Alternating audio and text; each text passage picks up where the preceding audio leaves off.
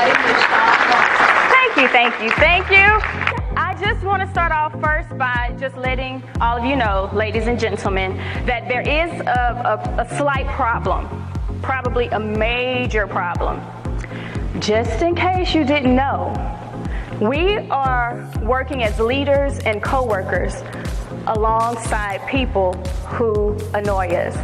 Amen. I'm sure most of you thought this was an isolated event, but I'm here to tell you this is not an isolated event.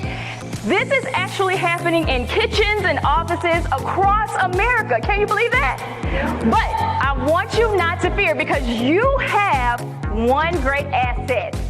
Me, Chaun Vaughn, I'm here to save the day and make sure that you guys can learn to become a compelling leader, co-worker, friend, and that way that can deter the annoyance, and we can now work together in a cohesive, connected work environment.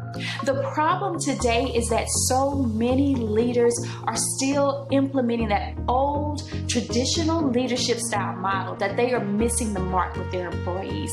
Their employees are not engaged and they're not empowered. So that's where my heart forward leadership conversation comes into play.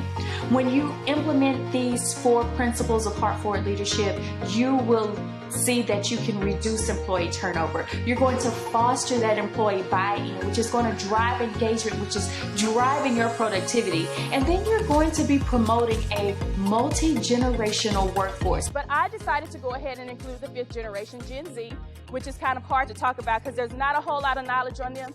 But we are having 5 generations that are currently working in the workplace right now. And this is for the first time ever. They are working together, we're living with them. This is our life. Now, when you look at generations, that could possibly be the main difference from you and your coworkers is the generation that you were brought in. And that generation, because some of us have our ideas about how they are, could cause us some stress, some discomfort, frustration, because they don't do things the way that we do. And that's all because each generation has their own distinct set of values, behaviors, habits, motivational buttons, likes and dislikes.